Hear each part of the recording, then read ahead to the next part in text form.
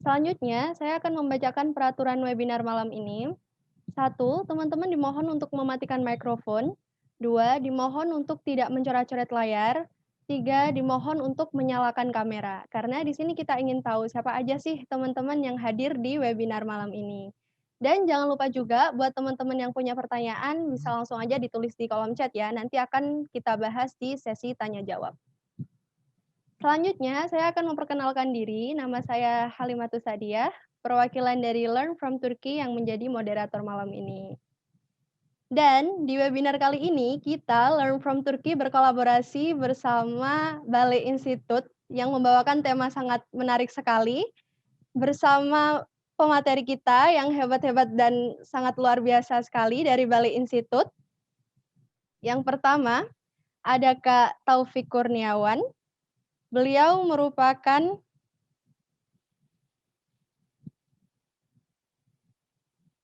alumni Marmara University, jurusan Sejarah Islam dan kontributor Bali Institute. Yang kedua ada Kak Muhammad Akbar Angkasa, beliau merupakan mahasiswa Master Sosiologi Universitas Ibnu Khaldun dan kontributor Bali Institute. Yang ketiga ada Kak Iskandar Ibrahim, mahasiswa doktoral di Dokus Ailul University dan peneliti Bali Institute. Wah, keren banget nih pemateri kita. Dan di malam ini kita membawakan tema yang sangat menarik sekali untuk dibahas. Temanya adalah peradaban Islam Turki Utsmani. Wah, keren banget nih teman-teman. Ngomong-ngomong soal Utsmani ini menarik banget teman-teman, karena Khilafah Utsmani ini merupakan khilafah terpanjang dalam sejarah Islam ya. Dan salah satu khilafah non-Arab. Wah, menarik banget kan? Pasti teman-teman penasaran nih, apa aja sih yang dicapai di era tersebut? Daripada kita sama-sama penasaran, yuk langsung aja kita bahas langsung bersama pemateri pertama kita, ada Kak Taufik Kurniawan. Pada Kak Taufik, saya persilahkan. Terima kasih banyak ya kepada Kak Diah, kakak moderator. Kita langsung saja ya masuk ke materi.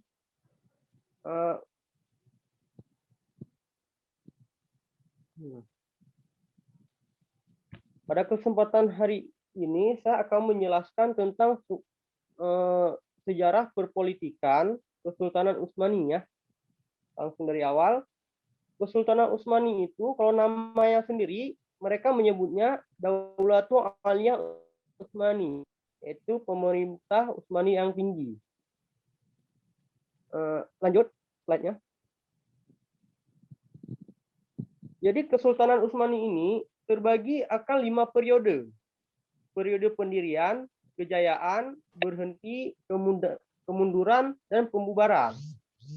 Jadi Kesultanan Utsmani ini dia berdiri seperti 600 tahun ya, seperti kata kakak moderator tadi.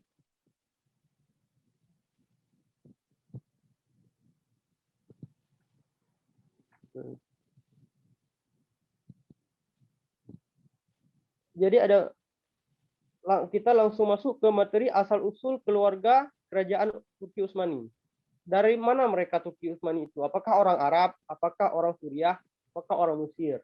Jadi jawabannya orang Turki Utsmani itu sebenarnya mereka orang dari Asia Tengah, yaitu bangsa Turk namanya. Itu kalau sekarang kita bisa lihat di wilayah Turkistan ya, wilayah Turkistan, wilayah Tajikistan, pokoknya di wilayah Asia Tengah mereka sebenarnya. Jadi pada tahun 1224 mereka itu mulai melakukan imigrasi besar-besaran ke wilayah Anatolia. Dan imigrasi tersebut dipimpin oleh Sleman Shah. Sleman Shah itu seorang kepala suku ya untuk dinasti Kayu-Boyu namanya. Dan di waktu yang setelah Sleman Shah meninggal dengan pasukannya, pimpinannya diambil alih oleh anaknya yang bernama Ertuğrul pada tahun 1227. Ketika Ertuğrul dan para keluarganya mulai masuk ke wilayah Anatolia, mereka bertemu dengan kerajaan Selçuk Anatolia pada tahun 1230. Apa yang terjadi di tahun 1230? Jadi Selçuk Anatolia itu, kerajaan Selçuk Anatolia berperang dengan Bizantium di wilayah Anatolia. Jadi Ertuğrul dan para pasukannya membantu kerajaan Seljuk Anatolia. Maka Seljuk Anatolia itu menghadiahkan wilayah Saud. Kalau sekarang itu dekat wilayah Bursa atau wilayah Bilecik namanya, itu dia dikasih ke Ertugrul dan para pasukannya. Dan dari sinilah berawalnya Kesultanan Utsmani sebenarnya. Jadi Ertugrul itu ayahnya dari Sultan pertama Utsmani, Osman. Ketika Ertugrul meninggal pada tahun 1281, kepemimpinannya itu dialihkan kepada anaknya yang bernama Osman pada tahun 1281. Lanjut slide-nya.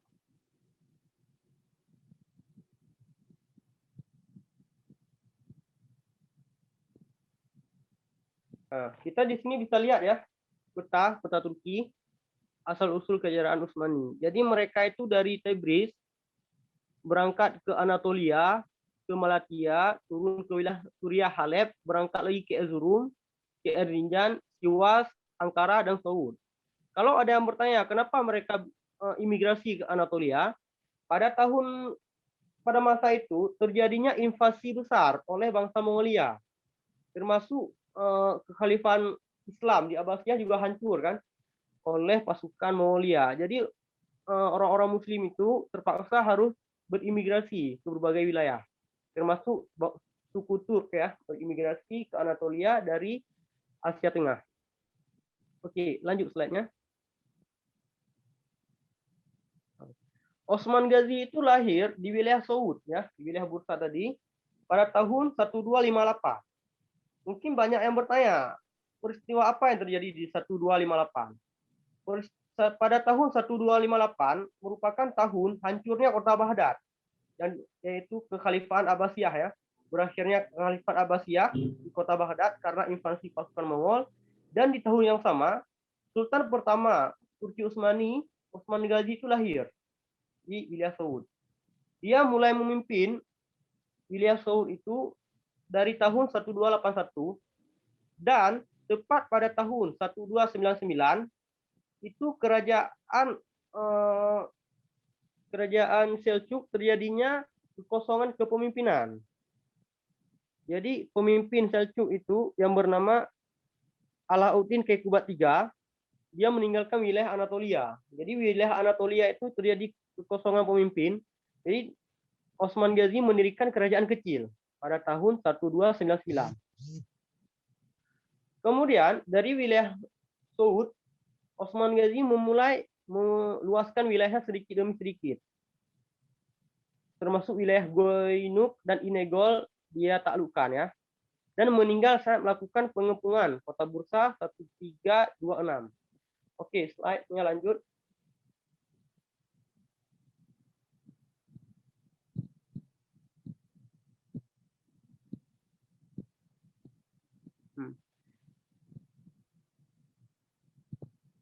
Di sini kita bisa lihat ya, wilayah Saud, wilayah yang agak merah terang dengan merah hati. Wilayah merah hati itu wilayah saat dia naik tahta kekuasaan di wilayah merah hati. Dan wilayah merah muda itu wilayah yang berhasil ia taklukkan.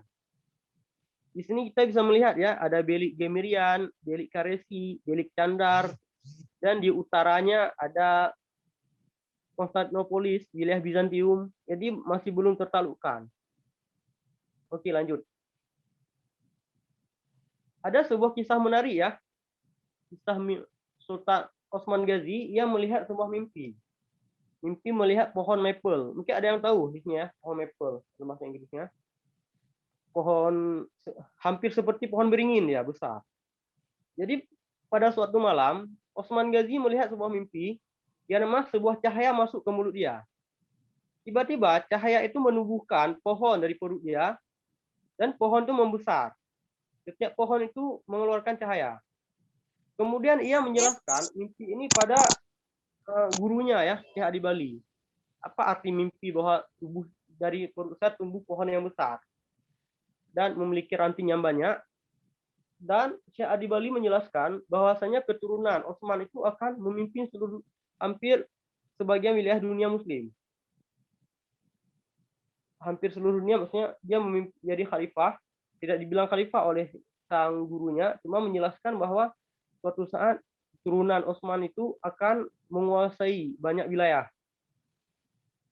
Maka dari itu Syekh Adi Bali menikahkan anak gadisnya yang bernama Rabi'ah Balahatun dengan Syekh Adi Bali. Lanjut. Ketika Osman Ghazi meninggal ya di tahun 1326, tahta kekuasaannya dialihkan kepada anaknya yang bernama Orhan, dan Orhan berhasil menaklukkan kota Bursa dan menjadikan kota Bursa sebagai ibu kota berikutnya. Karena ibu kota pertama tadi namanya Saud. Ini ibu kota kedua bisa dibilang. Oke, lanjut. Ini masih masa ini ya, masa pendirian. Kemudian Orhan Ghazi meluaskan wilayahnya hingga ke Izmit, terjadi perang Pelenekanon. Kemudian penaklukan mudanya meluaskan wilayah Utsmani hingga ke wilayah Eropa. Dan sebelum ia meninggal, ia pernah mendirikan sebuah madrasah pertama di Izmit, itu juga dekat dengan kota Bursa, dan membentuk kabinet para menteri, dan mengangkat qadhi, yaitu hakim pemerintah. Kemudian ia meninggal karena sakit di tahun 1362. Lanjut. Ini kita bisa lihat ya, ada wilayah merah jambu, ada wilayah merah. Wilayah merah itu wilayah pertama. Waktu dia naik kuasa, Orhan Ghazi, betul wilayah yang merah jambu itu wilayah yang berhasil dia taklukkan. Jadi wilayah yang dia taklukkan tidak semua yang wilayah orang non-muslim ya. Sebagian yang dia taklukkan juga wilayah yang orang muslim. Maksudnya ada kerajaan kecil muslim lainnya di Anatolia, kemudian ia ajak gabung di bawah naungan Utsmani. Jadi di wilayah Eropa sedikit ya dia. Ya oke. Kemudian anaknya jadi sultan, namanya Sultan Murad I, yang bergerak Hudawendigar, itu artinya pemilik kekuasaan. Hudawendigar itu berasal dari bahasa Persia ya. Huda itu pemilik kekuasaan atau namanya Tuhan. Ini kalau kita artikel lebih baik itu pemilik kekuasaan. Naik tahta tahun 1362 ya, ketika ayahnya meninggal. Dan hal yang pertama Sultan Murad lakukan adalah menaklukkan kota Edirne pada tahun 1363. Jadi sebagai Sultan ketiga, dia langsung menaklukkan kota ketiga yang dijadikan sebagai ibu kota yang Utsmani. Dan terjadi peperangan juga dengan bangsa Eropa ya, di wilayah Balkan, perang Sende, perang pertempuran Maritsa, dan perang Kosovo. Perang Kosovo ini langsung berhadapan dengan pangeran kerajaan Serbia langsung, namanya Lazar. Meski Utsmani menang pada peperangan ini, tetapi Sultan Murad meninggal di Kosovo saat peperangan. Maka dari itu Sultan Murad mewariskan tahta kerajaannya kepada anaknya yang bernama Yildirim Beyazid. Ini perang Kosovo ya, 15 Juni 1389. Bisa dibilang Sultan Murad, sultan pertama yang Utsmani yang meninggal memang saat pertempuran. Lanjut. Ini wilayah Murad ya. Wilayah yang merah tua itu wilayah Utsmani waktu dia baru naik. Sedangkan yang merah yang muda yang kurang terang itu wilayah yang berhasil dia taklukkan. Sedangkan yang merah jambu itu masih belum ditaklukkan sepenuhnya. Termasuk Konstantinopolis, meski wilayah Istanbul Eropa sudah ditaklukkan sebagian, tapi khusus wilayah Konstantinopolis masih belum berhasil ditaklukkan. Lanjut.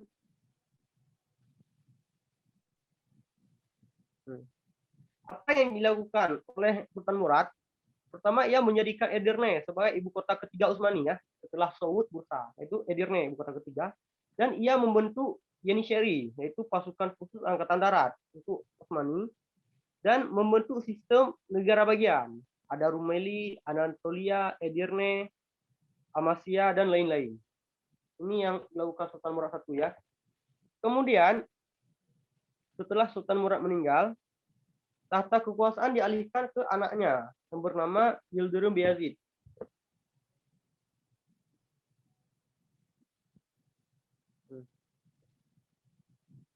Kenapa disebut Yildirim? Yildirim artinya petir. Nama ini diberikan karena cepatnya sang sultan dalam bergerak. Jadi bergerak cepat dari Edirne ke Gelibolu, dari sana ke Bursa, dari sana ke Anatolia, dan kembali lagi ke Edirne.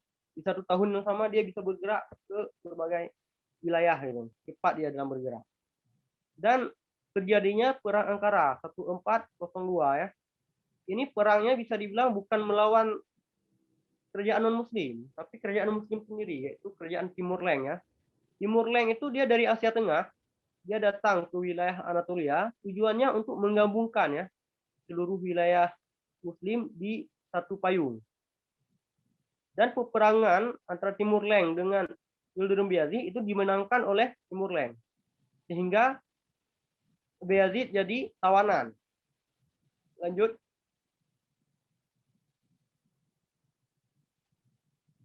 Nah, ini kita bisa melihat ya, garis panah itu panah perjalanan Timur Leng dari Asia Tengah ke wilayah merah, wilayah Utsmani. Oke, lanjut. Setelah perang Ankara, apa yang terjadi? Terjadinya kekosongan pemimpin. Jadi di Utsmani itu nggak ada pemimpin karena pemimpinnya udah jadi tawanan. Maka terjadilah perang saudara antara Mehmet Çelebi, Isa Çelebi, Musa Çelebi, dan Sulaiman Çelebi. Jadi dari tahun 1402 hingga 1413 itu lebih kurang 11 tahun, Utsmani itu nggak ada pemimpin yang pasti, nggak ada. Jadi wilayahnya bisa dibilang pecah. Setiap pangeran itu mengumumkan wilayah masing-masing, mendirikan wilayah masing-masing. Tetapi terjadinya perang saudara ya, terutama salah satunya perang Darben, perang saudara terakhir yang terjadi antara 4 orang ini. Dan pada perang Darben ini Mehmet Çelebi berhasil mengalahkan Musa Çelebi pada tahun 1413, dan sebagai gubernur Amasya dia ke Edirne dan mendirikan kembali Utsmani yang telah runtuh tersebut.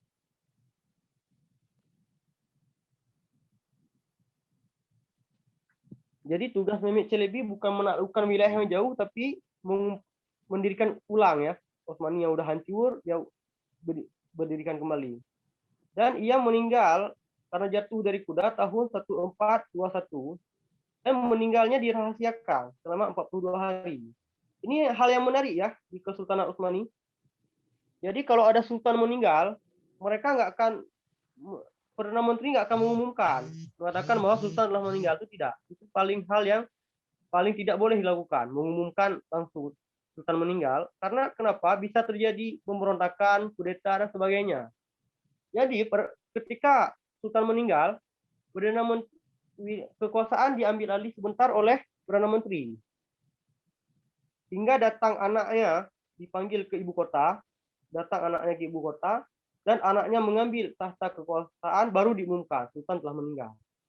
Jadi selama 42 hari itu meninggalnya sultan tidak diumumkan ke publik. Dan kemudian sultan kedua, Sultan Murad, naik tahta pada tahun 1421. Seperti ayahnya juga, yang ia lakukan pertama adalah mempersatukan suku Turki yang lain ya di Anatolia, karena pada tahun pemerintahan sebelumnya terjadi kekosongan pemimpin. Sultan Murad II ini sultan yang menarik ya, karena dia 2 kali naik tahta. Pertama 1421, kemudian 1446. Dia naik tahta untuk kedua kalinya. Pada saat naik tahta pertama, dia melakukan selain mempersatukan suku Turki lain di Anatolia, dia juga melakukan penaklukan ya ke wilayah Balkan dan Yunani. Di waktu yang sama terjadi juga pemberontakan oleh pamannya, namanya Mustafa. Sebenarnya pamannya ini juga tawanan di wilayah Eropa, kemudian dia kabur dan memberontak kepada keponakannya. Tapi akhirnya Mustafa ini ditangkap dan dihukum mati. Kemudian terjadinya penaklukan Balkan ya, 1430. Oke, lanjut.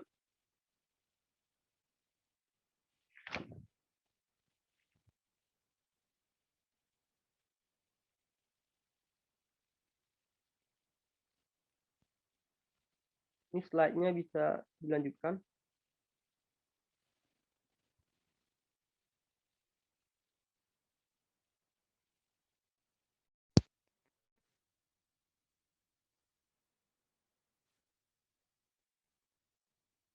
Jadi waktu dia pada tahun 144, Sultan Murad itu dia mengundurkan diri dari jabatan. Alasannya dia ingin mendekatkan diri kepada Sang Pencipta, kepada Tuhan. Jadi ia mengasingkan diri di kota Manisa dan kekuasaannya itu dialihkan ke anaknya Sultan Al-Fatih. Waktu itu Sultan Al-Fatih masih berusia 12 tahun. Jadi bisa dibilang tidak mungkin memimpin ya satu negeri di usia 12 tahun. Jadi kepemimpinannya itu diambil alih sebentar oleh Perdana Menterinya, Chandarle Khalil Pasha namanya. Cuma pada tahun 1446 terjadi perang internal di wilayah Turki Utsmani, maka Sultan Al-Fatih mendesak ayahnya Sultan Murad II untuk kembali naik tahta. Saya share.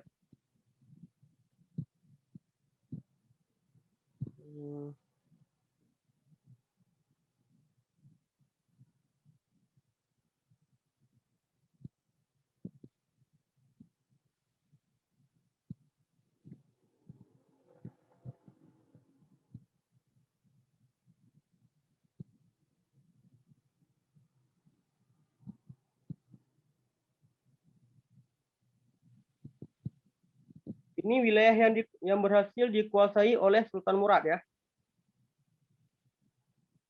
Nah, di sini seperti yang saya bilang tadi, dipimpin oleh Perdana Menteri Chandarle Khalil Pasha dan Murad kembali naik tahta karena desakan oleh Sang Sultan Al-Fatih.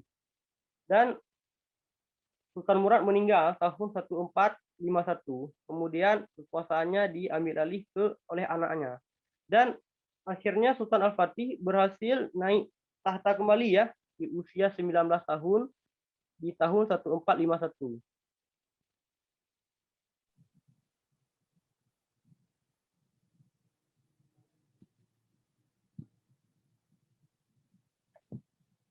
Jadi ada hal yang paling menarik ya dari Sultan Al-Fatih.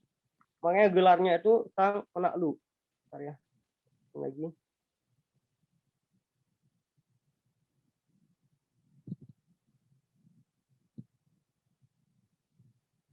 Oh ya Kak Moderator, ini share screen yang saya lakukan nampak kan? Nampak Kak. Oke. Kita lanjutkan ya. Jadi Nampak. Sultan Al-Fatih. Oke. Naik tahta di usia 19 tahun di tahun 1451. Dia memiliki guru ritual namanya Mola Gurani dan Aksyamsuddin, yaitu penakluk Konstantinopel.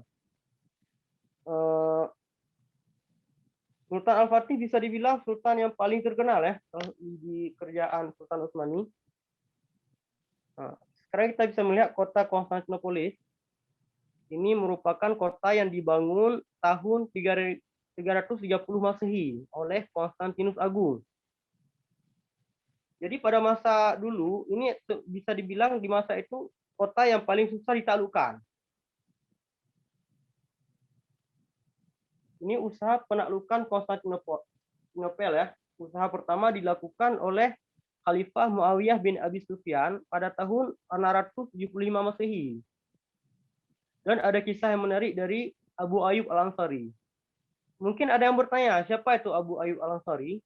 Beliau adalah seorang sahabat Rasul ya. Ketika Rasulullah berhijrah dari Makkah ke Madinah, itu selama beberapa bulan Rasulullah itu tinggal di rumahnya Abu Ayyub Al-Ansari beberapa bulan hingga didirikannya Masjid Nabawi. Jadi pada usia 80 tahun Abu Ayyub itu datang ke wilayah Konstantinopolis bersama pasukan Muawiyah bin Abi Sufyan. Tetapi gagal mereka menaklukkan Konstantinopolis dan Abu Ayyub Al-Ansari itu memberikan wasiat sebelum meninggal. Kalau saya meninggal nanti, tolong kuburkan saya di wilayah Konstantinopolis agar suatu saat saya bisa mendengar suara dentuman senjata. Biar saat saya bisa mendengar ya suara dentuman senjata dan saya bisa mendengar telapak kaki kuda para tentara yang akan menaklukkan Konstantinopolis. Usaha lainnya dilakukan oleh Yildirim Beyazid ya pada 1394 Masehi. Dia membangun benteng Anadolu Hisar namanya. Ini kita bisa melihat ada target, ada Anadolu, ada Rumeli. Jadi di bagian Anadolu itu dibangunnya sebuah benteng, benteng untuk menahan ya kalau ada pasukan lain yang ingin datang menaklukkan Konstantinopolis, jadi bisa tertahan. Di seberangnya di Rumeli itu Sultan Al-Fatih yang membangun pada tahun 1452. Dan berikutnya kita lihat penaklukan Konstantinopolis itu terjadi pada tahun 1453. Jadi kapalnya itu berangkat ya dari wilayah Edirne pada tanggal 23 Maret dan sampainya tanggal 2 April. Ini ada hal menarik ya dari kisah ini, salah satunya kapal-kapal itu dilewatkan melalui jalur darat. Jadi ada teluk namanya, Teluk Gedonhon, itu dirantai sama oleh pasukan Bizantium supaya benteng ini tidak bisa ditaklukkan dengan mudah. Tapi apa yang terjadi? Zarganos Pasha itu seorang panglima ya, panglima di masa Al-Fatih, dia menaikkan kapal itu lewat darat. Lewat darat dinaikkan dan daratnya bisa dilihat di kanan atas ya. Itu yang hijau itu sebenarnya darat, tapi laut di antara merah dan hijau itu ada rantai yang dekat Lisan Galata, tapi kapalnya dilewatkan melalui darat. Dan serangan pertama itu tanggal 6 April, berhasil 29 Mei 1453. Jadi pengepungan ini tidak sehari, berlangsung selama 53 hari. Dan Rasulullah pernah bersabda pada sebuah hadis, Konstantinopel benar-benar akan ditaklukkan. Sebaik-baiknya amir adalah amir yang memimpin penaklukannya, dan sebaik-baiknya tentara adalah tentara yang menaklukkannya. Jadi hadis ini bisa dibilang bisa memotivasikan ya semua pemimpin-pemimpin Islam setelah Rasul meninggal, yaitu termasuk Muawiyah bin Abi Sufyan. Beliau termotivasi akan hadis ini. Jadi beliau ingin menaklukkan Konstantinopolis karena bila Muawiyah bin Abi Sufyan berhasil menaklukkan Konstantinopolis, maka pemimpin yang dimaksud dalam hadis ini adalah Muawiyah bin Abi Sufyan. Tapi takdirnya bukan demikian. Takdirnya yang bisa berhasil menaklukkannya adalah Sultan Al-Fatih. Makanya yang Rasulullah sebutkan di sini adalah Sultan Al-Fatih. Perang ini terjadi di darat dan di laut ya. Pasukan Islam itu sekitar 100.000 hingga 120.000 dan kapal yang dikirim ke sana sekitar 90 hingga 300.000 kapal. Hasilnya Sultan Al-Fatih itu berhasil menaklukkan Konstantinopel dan menjadikan Konstantinopolis menjadi ibu kota keempat Utsmani, dan kota Konstantinopolis itu jadi ibu kota Utsmani hingga 1922, hingga di berakhirnya masa berakhirnya Khalifat Utsmani ya. Dan adanya juga hal yang menarik di sini adalah adanya toleransi beragama. Meski satu masjid ya, satu gereja Hagia Sophia dijadikan masjid, tetapi gereja-gereja kecil yang lainnya tetap diizinkan beribadah seperti biasanya. Jadi umat Kristen dan umat Yahudi itu bisa beribadah dengan bebas di masa Sultan Al-Fatih. Maksudnya ada toleransi beragama di sini. Kalau ada yang ditanya, masjid pertama yang dibangun masjid apa? Memang Hagia Sophia masjid pertama yang dijadikan irobah ya dari Hagia Sophia di masjid. Cuma masjid pertama dibangun itu Masjid Ayub Al-Ansari. Itu tepatnya di kuburannya Sultan Ayub.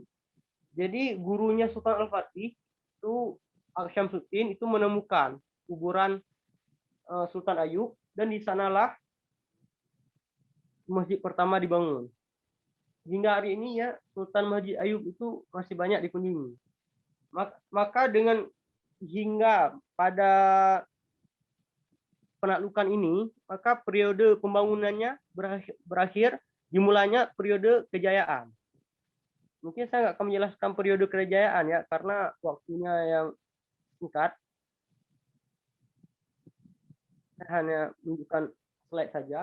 Dari 1453 1566 itu periode kejayaan kejayaan puncaknya itu pada masa Kesultanan Sultan Sulaiman ya. Dan anaknya Sultan Sulaiman yaitu Yaus Sultan Salim itu berhasil menguasai wilayah Mamluk yang berada di Mesir. Bentar, saya tunjukkan ya.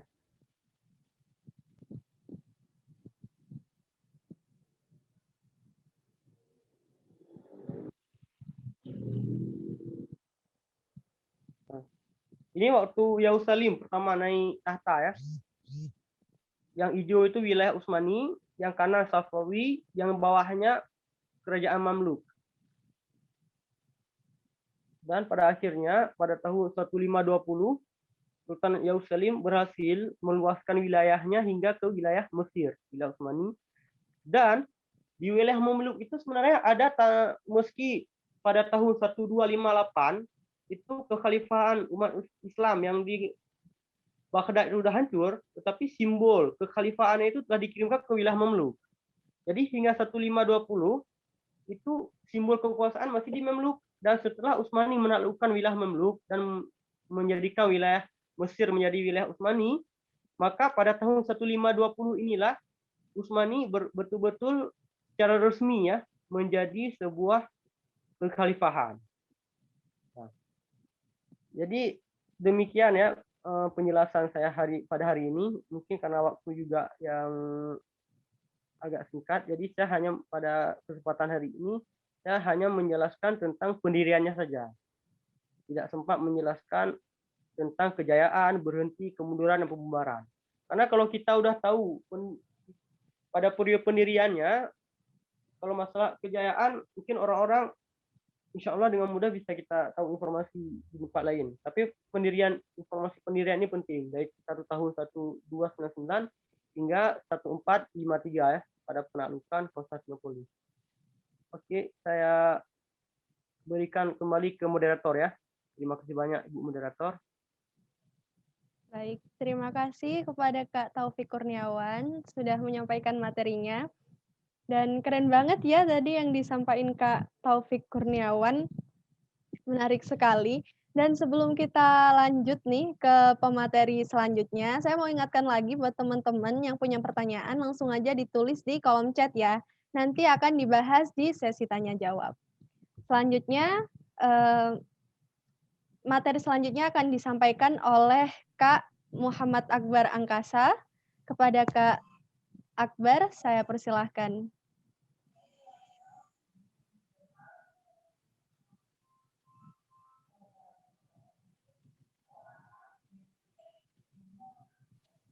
Bismillah, suara saya kedengaran?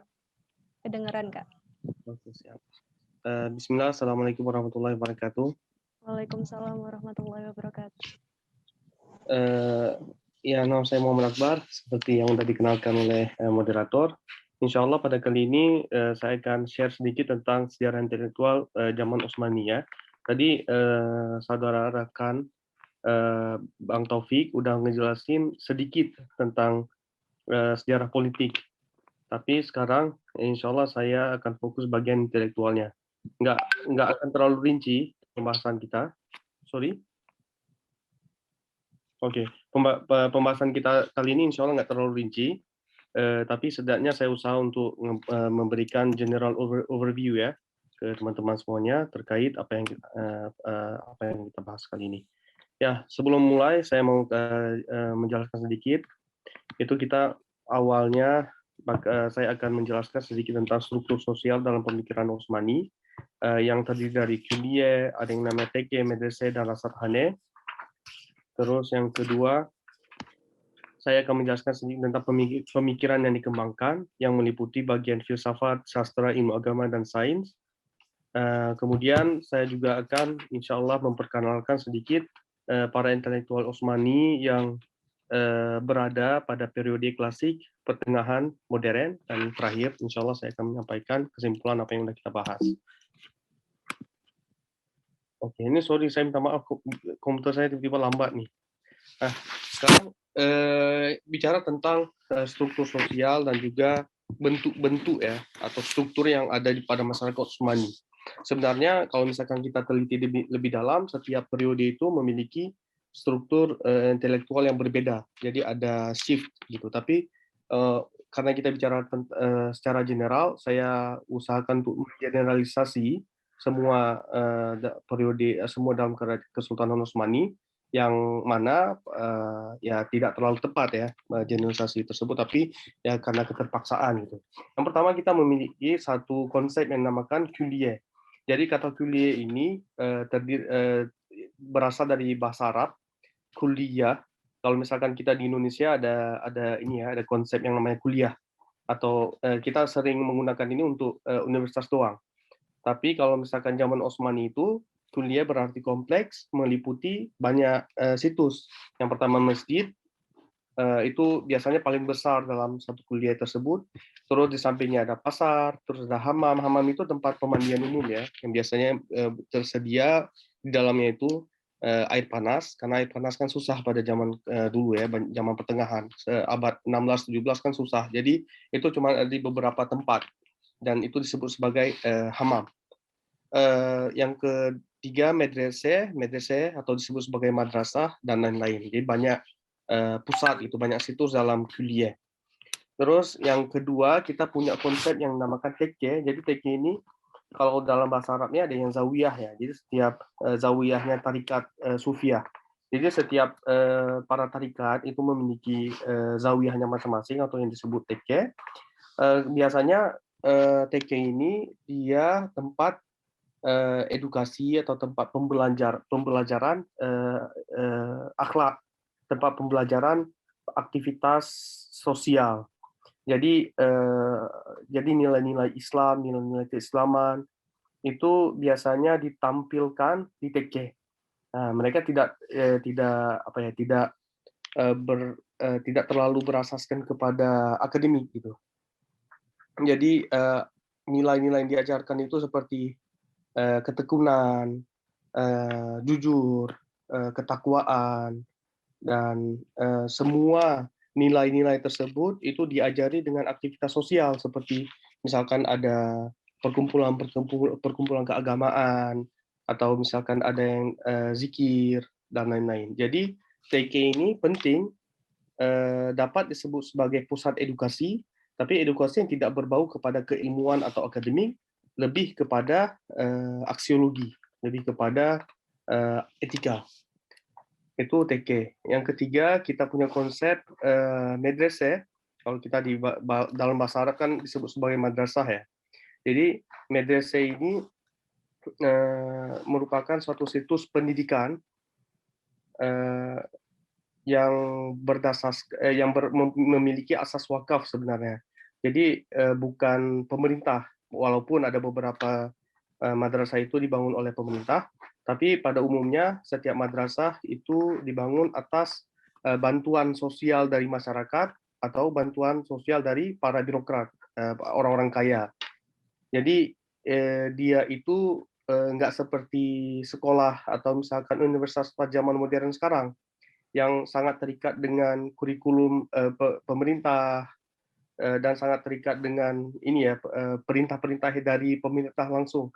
Tapi mereka ini lebih independen. Jadi setiap madrasah memiliki kurikulumnya masing-masing yang ini sih sebenarnya yang dibentuk oleh para guru atau alim yang ada di madrasah tersebut gitu.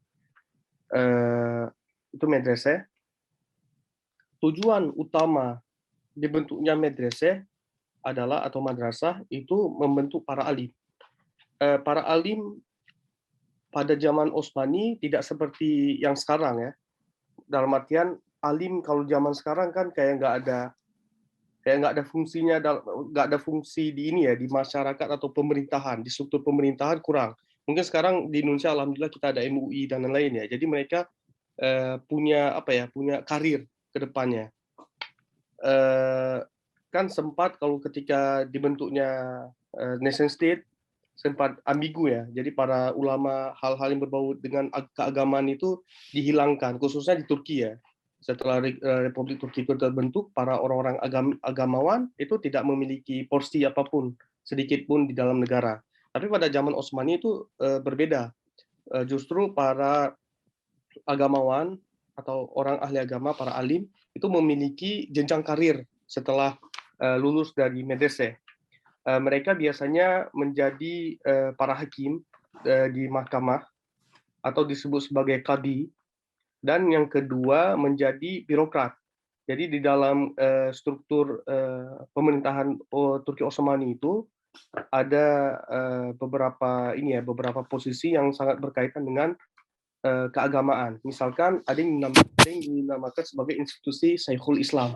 Jadi di dalam institusi ini, ya otoritas pemerintahan itu juga didasari pada agama, pada fatwa.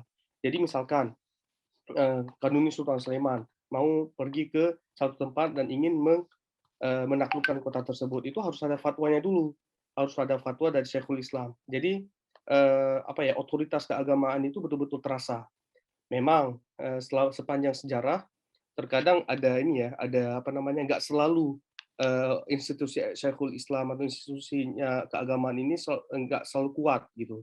Terkadang kepemerintahan atau sultan lebih kuat dibanding Syekhul Islam. Tapi ada juga beberapa waktu, ada beberapa periode di mana institusi keagamaan lebih kuat dibanding pemerintahan. Jadi ada seperti tolak ukur gitu.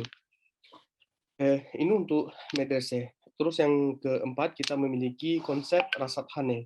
Jadi Rasadhane ini tempat penelitian astronomi, meneliti bintang-bintang, meneliti hal-hal yang berkaitan dengan ruang angkasa ya. Jadi itu disebut sebagai Rasadhane. Memang pada zaman Utsmani dulu mereka ingin mengubah ingin membedakan antara astronomi dan astrologi. Mungkin teman-teman semua pada tahu ya. Kalau misalkan astronomi itu lebih dekat kepada sains, tetapi kalau astrologi lebih dekat kepada lebih spekulatif, terus ya tidak didasari oleh ilmu pengetahuan yang pasti gitu. Ya cuma lebih seperti kayak menebak ke masa depan ya. Ini saya kasih contoh beberapa bentuk tekke. Ini ada Mevleviler tekkesi. Ini tekke yang dimiliki oleh tarikat Maulawiyah. Jadi Maulawiyah merupakan suatu tarikat yang ada di Turki Osmani yang diawali oleh Maulana Jalaluddin Rumi yang sempat tulis buku Mesnawi, mungkin teman-teman sempat dengar. Ini salah satu tekke yang mereka miliki. Jadi ini menjadi pusat di mana para masyarakat di sekitar mereka berkumpul, mereka belajar, mereka mungkin makan, melakukan aktivitas sosial. Dan di tengahnya itu ada masjid ya. Tapi ini teke yang bisa kita bilang agak mewah gitu, agak megah karena nggak semua teke berbentuk seperti ini. Ini salah satu ilustrasi sebuah aktivitas yang ada di dalam teke. Jadi sebelah kiri itu ada pembacaan Al-Quran kepada yang sudah meninggal, dan sebelah kanan itu ada sema ya. Sema itu sebuah zikir dalam tarikat Maulawiyah yang berputar ya, menyimpulkan aktivitas alam semesta sebenarnya. Sekarang ini ada contoh beberapa madrasah. Yang pertama Sahnun Seman Medresesi. Sahnun Seman Medresesi ini merupakan suatu pusat ilmu pengetahuan pada zaman Fatih Sultan Mehmed. Mungkin tadi Bang Taufik sempat ngejelasin ya, waktu masa pendirian itu diakhiri oleh Fatih Sultan Mehmed, dan beliau sempat membentuk suatu pusat ilmu pengetahuan yang dinamakan sebagai Sahnun Seman. Khususnya yang sebelah kiri ya. Dua-duanya nih Sahnun Seman. Ini semua kuliah sebenarnya. Ada masjidnya besar, Masjid Fatih. Terus di sampingnya ini nanti ada hamam, ada tempat pemberian makan untuk fakir miskin. Kalau bagian ini madrasah. Jadi semua ini disebut kuliah, tapi kalau bagian madrasah ini madrasah itu.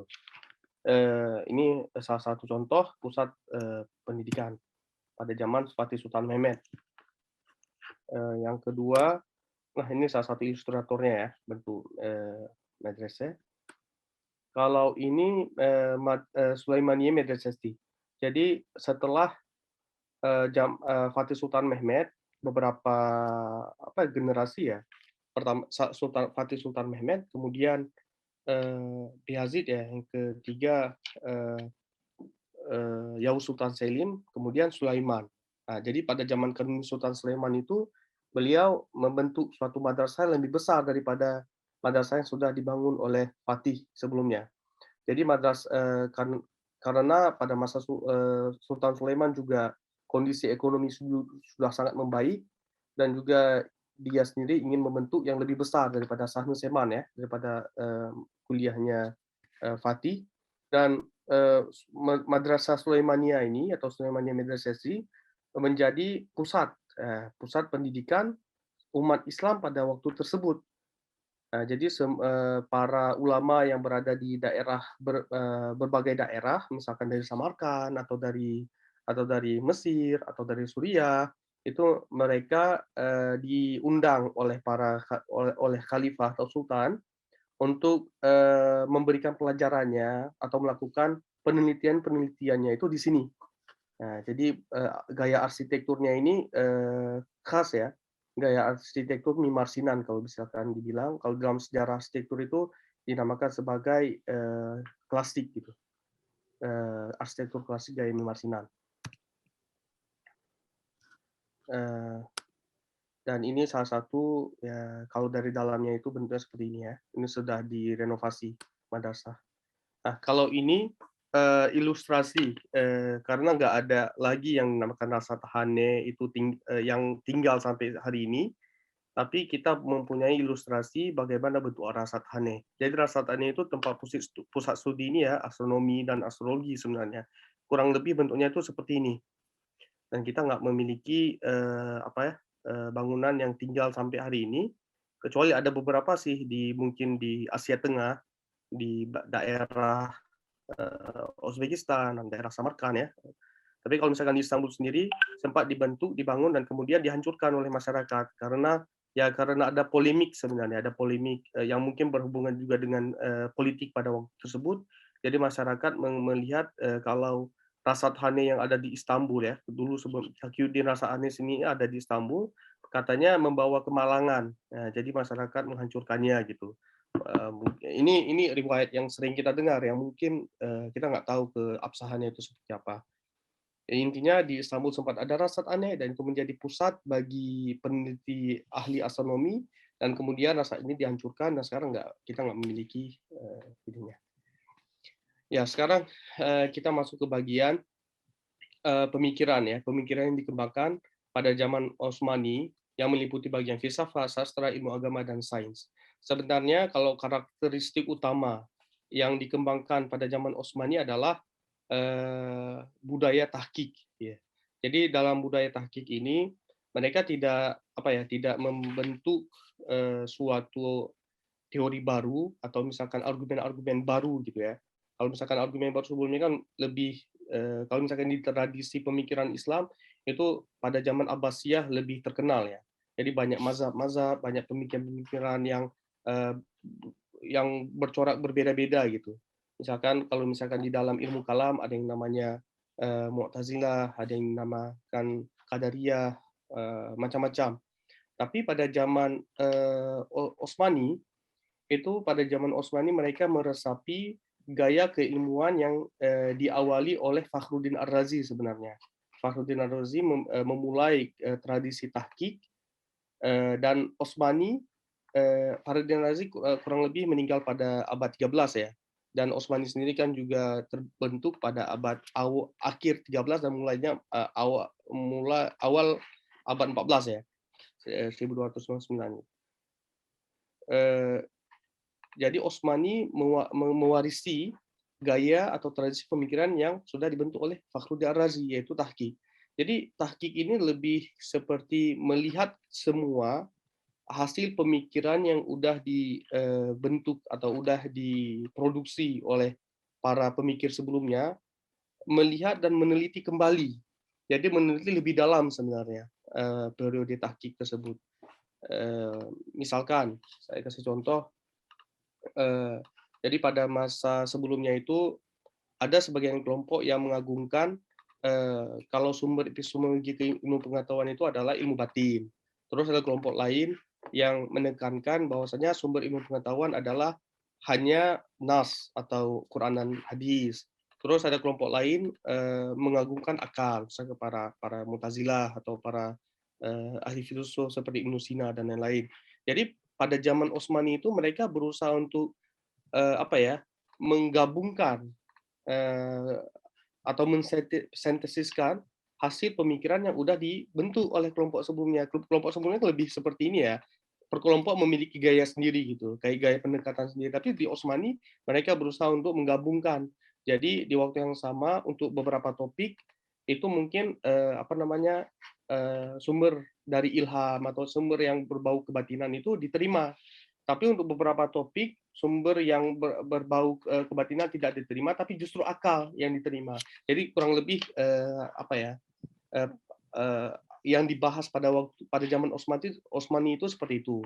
Khususnya itu bagian klasik ya, bagian klasik. Tadi kita ada gaya pemikiran atau sejarah pemikiran intelektual Utsmani ini kan terbagi dari klasik, pertengahan dan juga modern.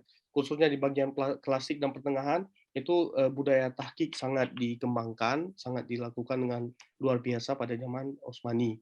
Tadi saya sudah sebutkan sintesis. Terus kalau misalkan ini ya, kalau misalkan kita lihat agama pada zaman Utsmani, sebenarnya sebelum Utsmani juga sudah ada. Cuma pembentukan institusi khusus bagi bagi para ulama dan juga hal-hal yang berbau keagamawan, religiositas itu dibentuk institusi yang disatukan dengan politik. Jadi pada zaman Utsmani institusi Syekhul Islam itu dibentuk. Ya, jadi ini merupakan suatu keunikan gitu. Ini mungkin salah satu konsekuensi dari sintesis sistem yang ada di dalam Utsmani gitu. Terus yang keempat, kalau misalkan kita lihat sastra seperti bait-bait syair atau misalnya gaya berbicara di dalam kerajaan dan juga ya ini ya yang berbau-bau sastra gitu. Itu Turki Utsmani sangat terpengaruh dari Persia. Sebenarnya kalau misalkan kita lihat sejarah, mereka itu para bangsa Turk ya, bangsa Turk itu sangat terpengaruh dengan budaya Persia dibanding budaya Arab. Mulai dari keislaman mereka sampai kesastraan mereka dan juga sampai ini ya gaya pemerintahan. Jadi kalau misalkan kita lihat Seljuk sebelum Utsmani kan tadi Bang Taufik sempat menjelaskan adanya Kesultanan Seljuk ya, Seljuk Anatolia. Jadi Seljuk Anatolia menggunakan bahasa Persia dalam bahasa pemerintahannya. Nah, itu karena mereka terpengaruh dengan Persia gitu. Misalkan contoh, kalau misalkan dari keagamaan juga mereka itu terpengaruh dengan Persia, contoh salat, banyak kata sebenarnya. Salah satunya kayak kata salat. Kata salat kan sangat ini ya, sangat krusial gitu. Orang Turki pakai kata namaz. Nah, namaz itu dari bahasa Persia, bukan dari bahasa Arab.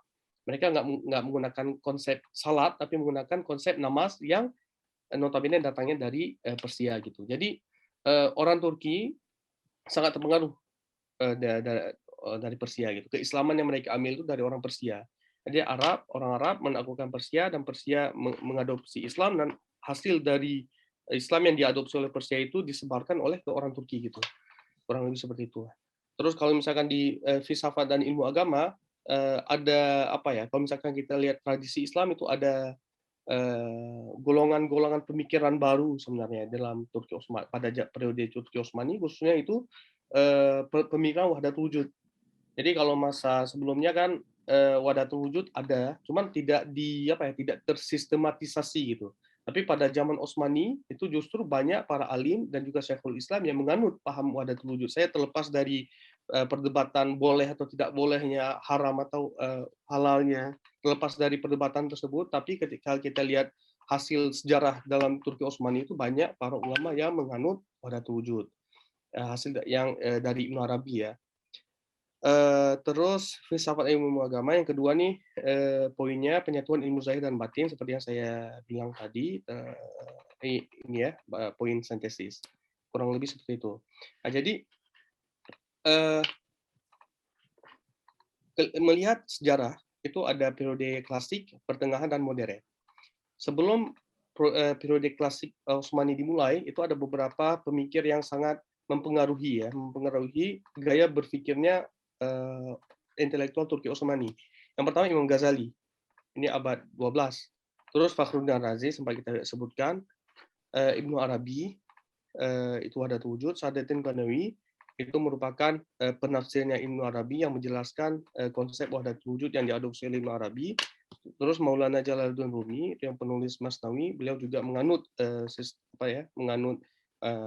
menganut Wahdatul Wujud dan juga menciptakan tarikat Maulawiyah gitu. Yunus Emre ini salah satu sosok atau figur masyarakat. Terus yang pertama kita masuk ke periode klasik ya. Itu ada beberapa alim yang penting yang mungkin mesti dipelajari sebenarnya, seperti ada Daud Kayseri, Molla Fenari, Muhyiddin Kafieji, Ali Kushtu. Jadi Daud Kayseri, Molla Fenari itu lebih kepada ilmu agama.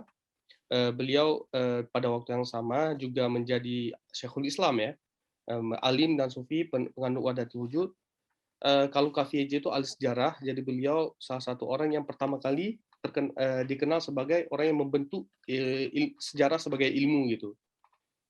Yang terakhir ini Ali Kushtu, beliau ahli astronomi. Ini periode klasiknya.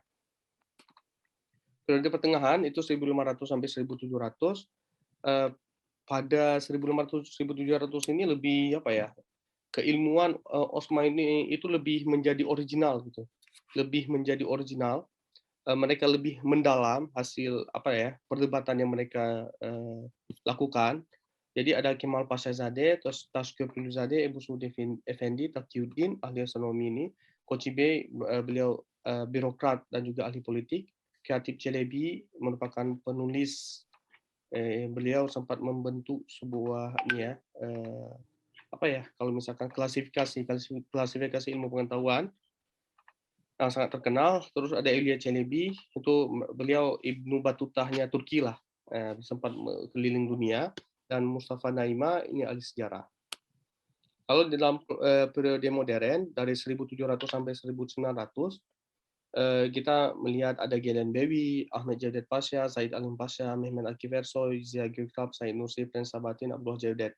Sebenarnya pada periode modern ini sangat unik karena Turki sudah mulai terpengaruh dengan gaya berpikirnya Barat, karena Turki melihat Barat sudah mulai lebih maju ya dibanding Turki gitu, atau sudah menyaingi Turki, dan ini mereka melihat kalau ini merupakan sebuah ancaman bagi mereka, dan mereka mulai mengadopsi beberapa gaya, yaitu gaya pendidikan Barat. Dan di Turki Utsmani sendiri, khususnya di bagian bagian militer, itu mereka membentuk sekolah yang gayanya gaya Barat. Jadi ada SD, SMP, SMA, kemudian masuk universitas dan lain-lain gitu. Jadi punya sistem. Tapi ini khusus untuk para militer gitu. Jadi kalau mereka bilang ada ibtidai, ada idadi, terus bagian sanawiyah mungkin bukan ya, konsepnya berbeda, tapi sistem pembagian 3 kelas gitu. Dan tentunya di periode modern ini melahirkan beberapa para pemikir yang ada beberapa yang sangat kontroversial. Contohnya misalkan Abdullah Jawdet. Abdullah Jawdet ini ateis. Jadi dia ahli fisika, tapi di waktu yang sama dia tidak beriman kepada Allah gitu. Karena hasil apa yang dia dapat dari pendidikannya gitu. Karena ada hasil pengaruh-pengaruh dari Eropa. Kalau misalkan Zia Gökalp, beliau ini ahli sosiologi. Beliau ahli sosiologi yang terpengaruh dengan gaya Prancis. Jadi sosiologi sendiri kan punya mazhab ya, ada mazhab Jerman, ada mazhab Inggris, ada mazhab Prancis, dan beliau menggunakan mazhab Prancis dan sangat berbau positifis gitu pemikiran-pemikirannya. Kalau Mehmet Akif Ersoy yang dikenal juga sebagai penulis Marsnya orang Turki atau Istiklal Marsy, itu beliau juga merupakan pemikir yang memiliki background pan-Islamisme. Kalau Said Halim Pasha itu beliau juga seorang pemikir Islam yang konservatif gitu, yang menanyakan modernisme yang terjadi di Turki Utsmani. Jadi beliau bersikap skeptik gitu. Kalau Ahmed Jawdet Pasha terkenal sebagai ulama yang mengetahui Barat, mengenal sistem yang ada di Barat, dan juga mengenal sistem yang ada di Turki. Beliau berusaha untuk mengadopsi struktur yang ada di Barat, tetapi mengisi dengan nilai-nilai yang ada di Turki, atau khususnya yang ada di Islam. Salah satu hasil tulisan yang beliau atau kerja beliau itu adalah membentuk undang-undang yang dinamakan sebagai Mecelle. Jadi Mecelle itu seperti undang-undang dasar ya, undang-undang dasar dan juga undang-undang yang mengkodifikasikan hukum fikih menjadi hukum yang hukum positif. Jadi hukum fikih itu dipositifkan oleh Ahmad Jadid Pasha. Kalau Galen Bawi ini ahli matematika. Jadi kalau misalkan kita melihat periode modern itu unik karena memiliki banyak corak yang berbeda, banyak perdebatan yang terjadi karena di situ ada krisis identitas.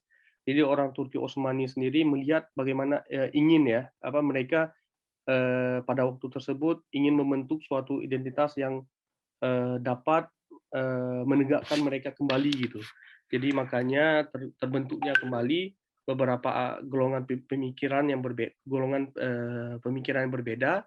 Jadi sebelumnya itu ada proses tahqiq, tapi pada masa modern bukan tahqiq lagi, tapi mencari solusi baru karena tantangan yang mereka lihat yang ada di Eropa. Dan ya kurang lebih seperti itu yang ingin saya sampaikan. Jadi ada beberapa poin ya. Poin pertama, Osmani tidak bisa dipungkiri kalau mereka sempat memberikan kontribusi yang luar biasa dalam peradaban Islam.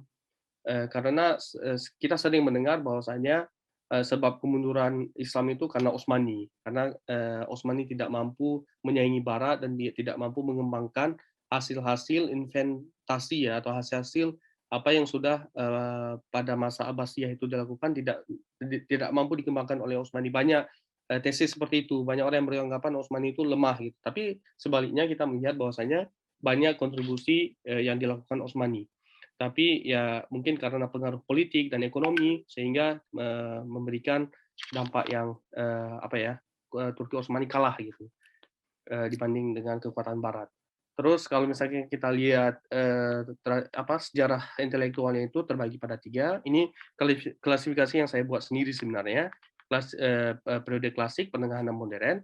Terus yang ketiga itu salah satu karakteristik paling utama yang dimainkan oleh intelektual Osmani itu adalah tahqiq. Ya, terima kasih sudah mendengar. Kalau misalkan ada kritik, saran, pertanyaan mungkin nanti bisa silakan. Baik, terima kasih kepada Kak Akbar Angkasa sudah menyampaikan materinya. Makin berlanjut materinya makin keren dan menarik ya nih teman-teman ya. Jadi sebelum kita lanjut, saya mau infoin buat teman-teman yang mau bergabung dengan komunitas Learn from Turkey, link pendaftaran ada di bio kita. Teman-teman bisa langsung aja akses di link bio Learn from Turkey. Dan juga jangan lupa follow IG Learn from Turkey dan Bali Institute untuk mengetahui kegiatan-kegiatan selanjutnya. Langsung aja kita lanjut ke materi selanjutnya yang akan disampaikan oleh Kak Iskandar Ibrahim. Kepada Kak Iskandar, saya persilahkan.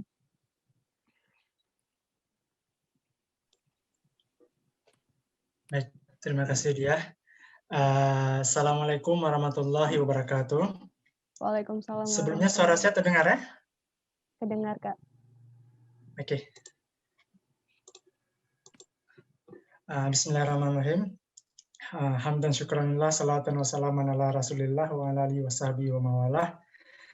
Syukur kepada Allah Subhanahu wa Ta'ala yang telah mempertemukan kita di forum webinar ini. Salawat dan salam kepada junjungan alam Nabi besar Muhammad sallallahu alaihi wasallam. Terima kasih kepada LFT dan yang bekerja sama dengan Balai Institute yang menyelenggarakan webinar ini ya.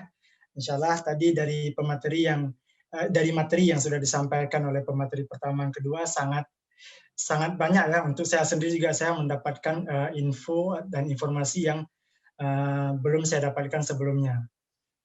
Insya Allah di sesi saya ini saya juga akan mencoba menjelaskan tentang perkembangan wakaf pada masa Turki Utsmani. Nah, yang mungkin di kedua materi sebelumnya sudah dijelaskan bagaimana di sisi pembentukan kerajaan ataupun kekhalifahan Turki Utsmani dan juga bagaimana berkembangnya keilmuan pada masa itu. Nah, di sini saya sedikit mencoba beralih ke ekonomi. Nah, mungkin nanti kawan-kawan juga akan mendapati ada sinkronisasi ya, karena ini memang kita berbicara tentang sejarah Turki Utsmani. Semua hal itu baik itu dari segi keilmuan, budaya, dari segi pendirian dan ekonomi, juga ini akan ada keterkaitan yang akan kawan-kawan dapatkan nantinya. Yang seperti mungkin yang sudah dijelaskan oleh Bang Taufik juga Bang Akbar, nanti juga kawan-kawan akan mendapatkan sedikit ada keterkaitan di materi ini. Insya Allah saya akan membahas materi ini dengan mengklasifikasikannya atau membedakannya kepada 5 topik pembahasan. Yang pertama saya akan mencoba menguraikan bagaimana wakaf pada awal masa Turki Utsmani, kemudian bagaimana ia berlanjut lagi dari satu sultan ke sultan yang lain dan dari satu periode ke periode yang lain, kemudian sampai kepada penerapan wakaf uang sendiri, dan terakhir saya juga akan mencoba ingin menguraikan sedikit mengenai ada transformasi yang terjadi di institusi keuangan pada masa kekhalifahan Turki Utsmani. Pada awal masa kekhalifahan Turki Utsmani, wakaf juga merupakan bukan sesuatu hal yang berdiri dengan sendirinya. Ini juga menjadi sebuah warisan ataupun sebuah amalan yang sudah dilakukan oleh sebelumnya.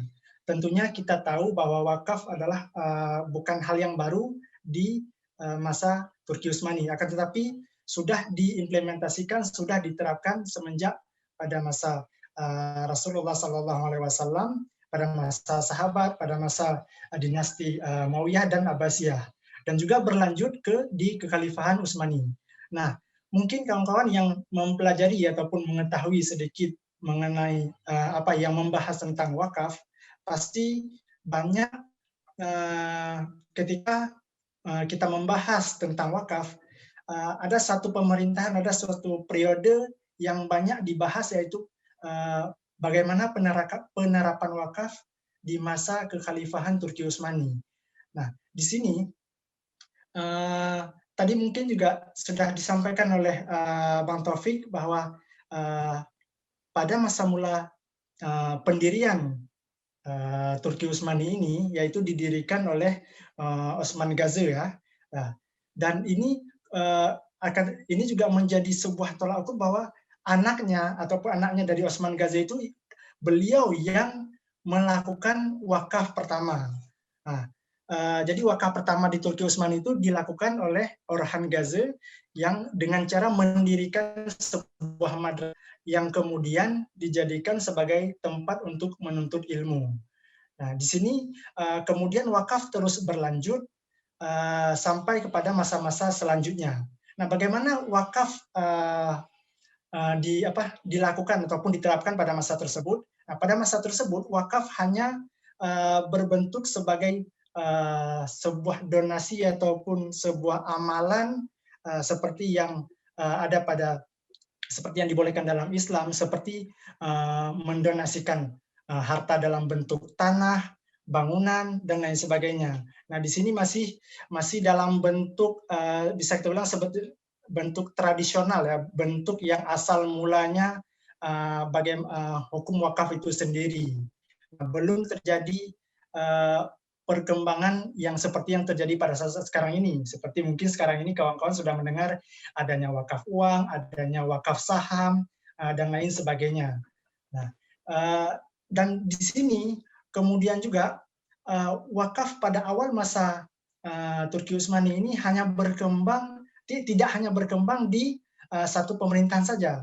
Tadi sudah disebutkan bahwa di ibu kota Turki Utsmani, baik itu Bursa, Edirne, maupun Istanbul, itu pusat kota pemerintahan. Nah, jika kawan-kawan membaca lebih lanjut, ini kawan-kawan akan mendapati bahwa banyak harta-harta wakaf atau pada masa Turki Utsmani juga bertebaran di wilayah-wilayah ataupun di kota-kota kecil lainnya. Mungkin jika kawan-kawan mengunjungi Manisa, di sana kawan-kawan akan banyak mendapati harta-harta wakaf peninggalan Turki Utsmani. Jika kawan-kawan ke Amasya, kawan-kawan juga akan mendapati di sana adanya harta-harta wakaf peninggalan Turki Utsmani. Nah, ini menunjukkan bahwa wakaf sebuah harta abadi yang walaupun dulu pada masa pertama pendirian Kekhalifahan Utsmani mereka mewakafkan hartanya, ini juga masih tersimpan sampai pada saat sekarang ini. Oke, kalau kita lihat dari segi masa, ini saya mencoba mengklasifikasikan masa kepada 3 masa, yaitu pada masa Turki klasik, masa stagnansi dan reformasi, dan masa penurunan dan modernisasi. Nah, yang pertama ini pada masa Turki klasik. Kenapa saya mengambil masa Turki klasik? Ini mungkin kalau Bang Taufik tadi menyebutkan masa ini sebagai masa kejayaan, ya, masa kejayaan Turki Utsmani. Nah, benar, tapi dalam praktek wakaf, dalam bidang wakaf, masa ini adalah bisa dikatakan sebagai masa Turki klasik, dan pada masa ini pula sudah dilakukannya wakaf, baik itu dalam bentuk harta bergerak, harta benda yang bergerak, maupun wakaf dalam bentuk yang tidak bergerak. Dalam benda yang bergerak, mungkin zaman dulu banyak yang sudah mewakafkan hartanya dalam bentuk alat-alat pertanian. Nah, seperti kita ketahui, mungkin banyak orang dulu yang masih melakukan pertanian. Jadi orang-orang yang tidak memiliki, bisa jadi mungkin cangkul pada masa itu, mereka melakukan wakaf dalam bentuk benda yang bergerak. Dan juga ada wakaf yang berbentuk harta yang tidak bergerak, seperti tanah, bangunan, dan lain sebagainya. Nah, untuk pada masa ini wakaf uang juga sudah dilakukan. Itu dilakukan pertama kali oleh Sultan Fatih Sultan Mehmed. Nah, kalau misalkan kawan-kawan juga memperhatikan ataupun mendengar apa yang disampaikan oleh materi pertama oleh Bang Taufik tadi, ini Sultan Mehmed di usianya yang sangat muda sudah ditunjuk sebagai sultan. Nah, di usia yang sangat muda ini pula beliau melakukan wakaf uang untuk pertama kalinya.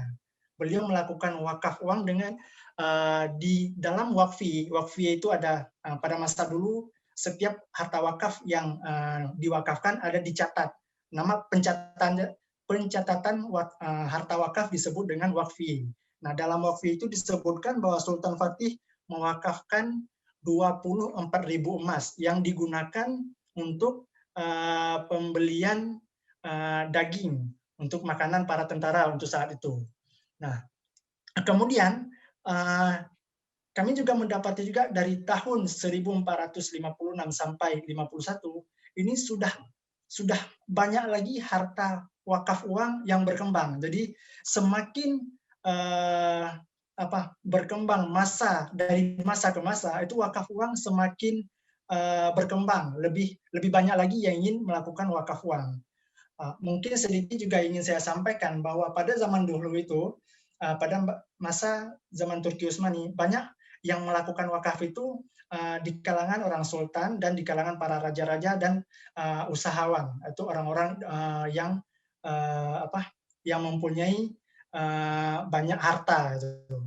Nah, mereka melakukannya itu bukan hanya sebagai anjuran agama, akan tetapi sudah menjadi kebiasaan orang-orang pada masa itu untuk membantu sesama.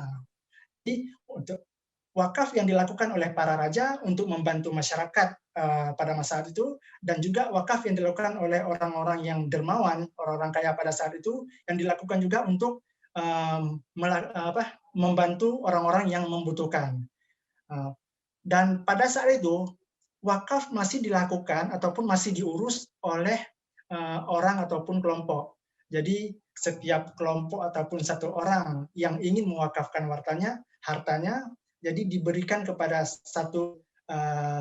pada kadi ataupun pada mahkamah pada saat itu, dan mahkamah menunjukkan ataupun ditunjukkan oleh satu orang, oleh orang yang mewakafkan harta tersebut.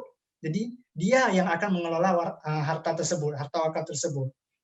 Nah, ini masih pada saat itu masih bertebaran harta wakaf di mana-mana, yaitu siapa yang ada harta wakaf masih gimana saya bilang, bisa penerapannya ataupun pengelolaan harta wakaf itu masih bertebaran, jadi belum terkelola dengan struktur yang baik gitu.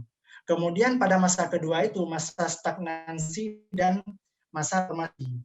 Nah, pada masa ini kenapa saya gabungkan antara dua masa stagnansi dan reformasi? karena pada masa ini ada terjadinya stagnansi dalam penerimaan harta wakaf dan kemudian terjadi pula reformasi terhadap institusi ataupun lembaga yang mengelola harta wakaf nantinya. Nah, terjadinya stagnansi pada harta wakaf ini disebabkan oleh beberapa hal. Yang pertama itu mungkin karena adanya perdebatan di kalangan ulama pada saat itu, yaitu Sidi Zadi Effendi dan Abu Su'ud Effendi, mereka memperdebatkan kebolehan wakaf uang, yaitu wakaf yang dilakukan. Karena dalam Islam sebenarnya wakaf yang dianjurkan adalah, ataupun wakaf yang dulu yang ada pada masa Nabi Muhammad SAW adalah dalam bentuk tanah ataupun harta abadi gitu. Nah, ini kemudian ada pula yang semakin berkembangnya waktu, ada pula harta wakaf uang. Dan ini yang kemudian memunculkan perdebatan di antara kalangan ulama pada saat itu. Antara ulama yang kalangan yang membolehkan wakaf uang, ada juga ulama yang tidak membolehkan wakaf uang pada saat itu.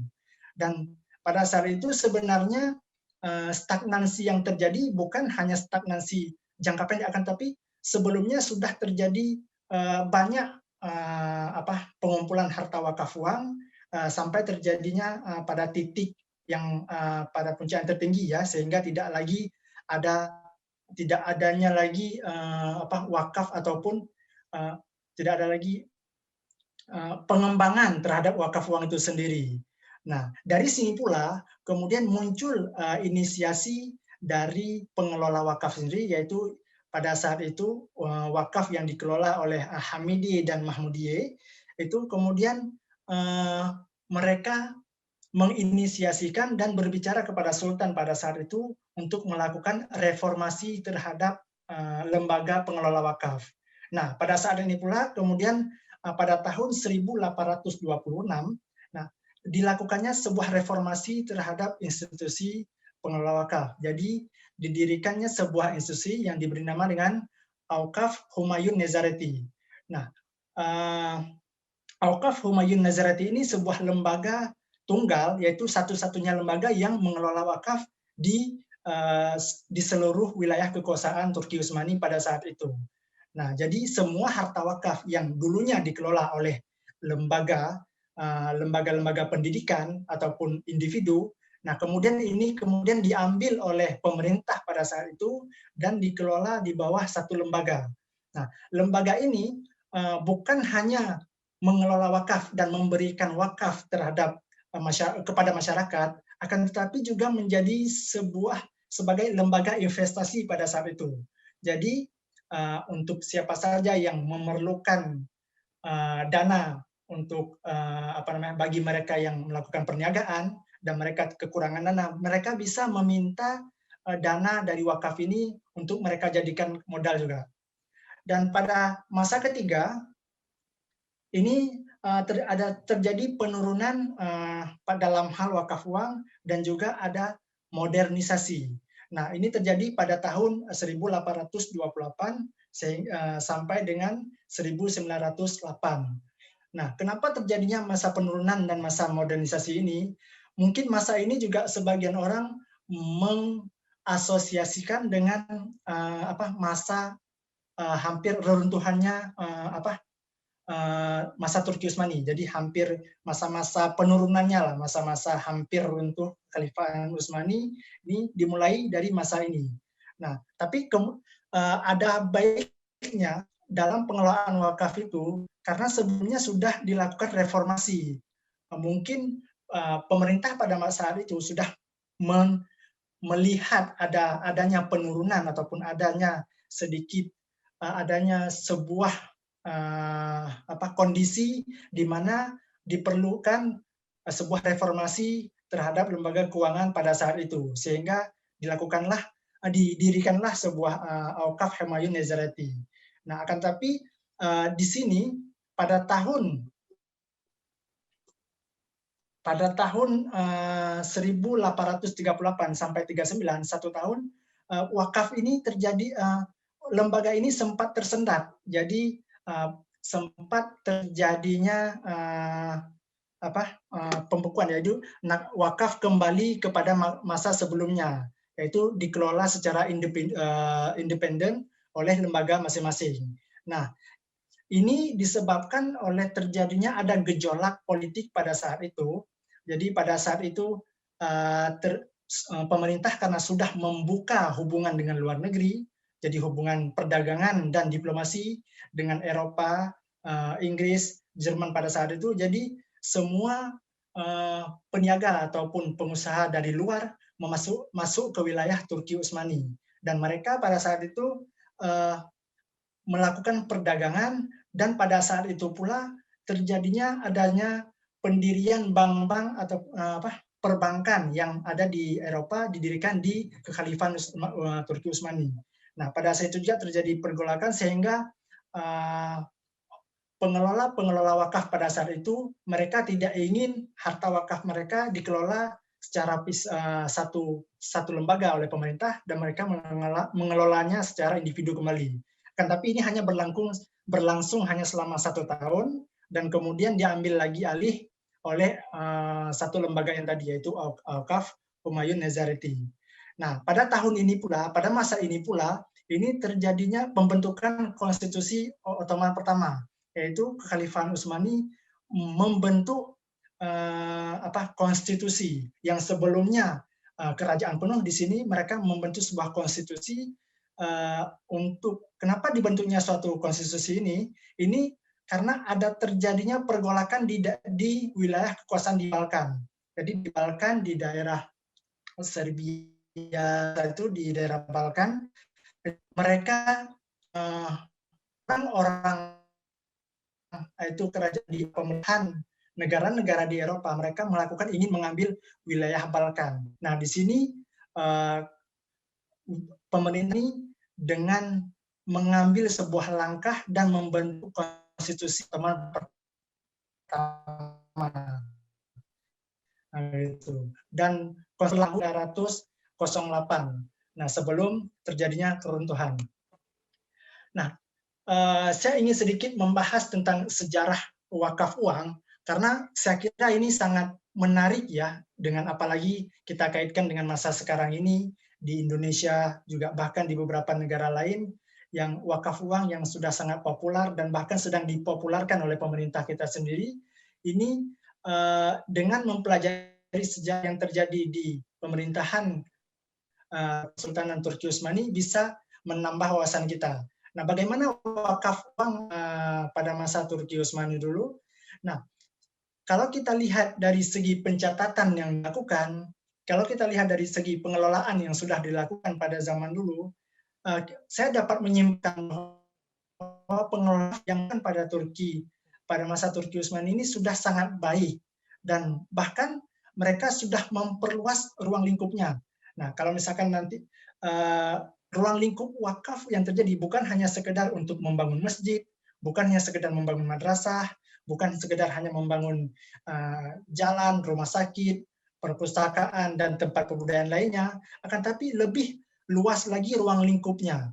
Nah, dan pada saat itu konsep wakaf yang sangat terkenal, yang sangat populer, yaitu mereka melakukan penyewaan terhadap harta wakaf. Mungkin harta wakaf, gedung-gedung wakaf yang ada, mereka menyewakan kepada seseorang ataupun kelompok untuk diusahakan, dan kemudian mereka mengambil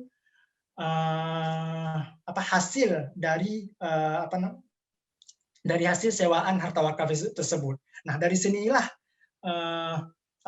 keuntungan yang didapati dari harta wakaf ini. Dan kemudian ada konsep-konsep lain juga yang diimplementasikan atau diterapkan dalam konsep wakaf ini, yaitu ada konsep mudharabah, yaitu mereka memberikan wakaf dalam bentuk bagi hasil, dan kemudian murabahah, musyarakah, dan kartu hasan. Nah, kalau kita lihat lagi praktek kenapa wakaf uang bisa sukses dilakukan di masa Turki Utsmani, ini ada 3 hal penting yang saya kira menjadi poin ya untuk kita semua, bahwa pertama, wakaf itu berkembang karena kebanyakan ataupun kesultanan pada masa Turki Utsmani mereka menganut mazhab Hanafi. Nah, pada mazhab Hanafi sendiri mereka membolehkan wakaf uang. Dan kemudian penerimaan ataupun penilaian wakaf uang melalui proses yang sangat bagus, yang sangat ketat. Jadi setiap orang yang ingin melakukan wakaf, dilakukannya pengecekan dan kemudian dicatat dengan baik, dan kemudian kepada siapa yang ingin dikelola itu tercatat dengan rapi dan baik. Karena hal ini juga untuk menghindari sengketa ya, karena ketika kita mau mewakafkan uang, jangan nanti ketika kita mau wakafkan harta, jangan di kemudian hari nanti terjadi sengketa, baik itu harta warisan ataupun terjadi sengketa. Jadi pemerintahan pada saat itu menghindari hal-hal tersebut dengan melakukan pencatatan dengan baik. Dan yang ketiga, harta uang yang diwakafkan harus mendapat persetujuan dari pemilik harta. Jadi pemilik harta juga akan memberikan persetujuan mereka dalam wakfi yang disebut dengan pencatatan harta wakaf tadi. Nah, ada beberapa sektor yang sudah dilakukan wakaf pada masa Turki Utsmani. Mungkin ini hanya sebagian. Jika kita membaca lebih lanjut lagi, ada banyak lagi, dan bahkan ada beberapa wakaf unik yang sudah dilakukan pada masa Turki Utsmani. Nah, ini sebagiannya yang saya ambil, yaitu yang pertama mereka pada memberikan wakaf ataupun mengelola wakaf untuk sektor sarana, yaitu mereka membangun madrasah, rumah sakit, bangunan sekolah, perpustakaan, dan lain-lainnya. Dan kemudian harta wakaf juga diberikan ataupun dikelola dalam bentuk prasarana dengan cara membangun jembatan, kereta api, saluran air, dan lain sebagainya. Dan harta wakaf juga diberikan untuk dalam hal kebajikan, yaitu mereka memberi makan bagi orang-orang yang membutuhkan, baik itu pada masa tersebut diberikan ekmek kepada masyarakat membutuhkan dalam bentuk pakaian, dan lain sebagainya. Dan bahkan saya menemukan ada satu lembaga wakaf yang memberikan wakaf baju baru untuk anak-anak Turki menjelang hari raya. Jadi menjelang hari raya itu anak-anak Turki kan ada yang mau tidak ada baju baru. Jadi ada satu lembaga wakaf yang khusus memberikan baju kepada anak-anak yang menginginkan baju baru. Dan kemudian ada juga wakaf hewan. Nah, wakaf hewan ini dengan cara memberikan makanan terhadap hewan dan juga membuat rumah untuk burung. Nah, mungkin dari foto ataupun gambar yang kawan-kawan bisa lihat di sini ada satu rumah hewan yang ada di masjid. Nah, ini salah satu bentuk wakaf yang dikelola pada masa Turki Utsmani. Nah, ada bentuk-bentuk wakaf lain, yaitu dalam bentuk juga pembuatan cheshme ataupun saluran air, tempat minum air di tempat-tempat umum, dan lain sebagainya. Dan juga ada hal yang terakhir, yaitu dalam sektor pembiayaan modal. Nah, ini mungkin yang kenapa wakaf uang populer pada masa itu, karena wakaf uang diimplementasikan dalam bentuk pembiayaan modal usaha. Jadi bagi orang-orang yang memerlukan usaha modal untuk menjalankan usaha pada masa tersebut, mereka bisa meminta modal kepada lembaga wakaf dengan melakukan perjanjian dengan konsep-konsep ataupun dengan akad-akad yang disepakati sebelumnya. Seperti yang sudah saya jelaskan tadi, bahwa ada beberapa konsep akad yang mereka gunakan, baik itu pinjaman ataupun kerjasama. Nah, ini mungkin kita hampir memasuki bagian terakhir. Ini saya sedikit juga memasukkan bahwa ada transformasi institusi keuangan. Ya, seperti yang sudah saya jelaskan sebelumnya, bahwa transformasi keuangan dengan melakukan transformasi dari satu lembaga kecil yang mengelola wakaf, di masa Kesultanan Utsmani mereka juga mendirikan sebuah lembaga. Nah, lembaga wakaf Humayun Nezarati ini saya kira sebagai sebuah bentuk transformasi ke arah yang sangat baik, saya kira. Walaupun pada akhirnya jatuh, itu disebabkan oleh faktor-faktor ataupun unsur-unsur eksternal, baik itu politik, maaf,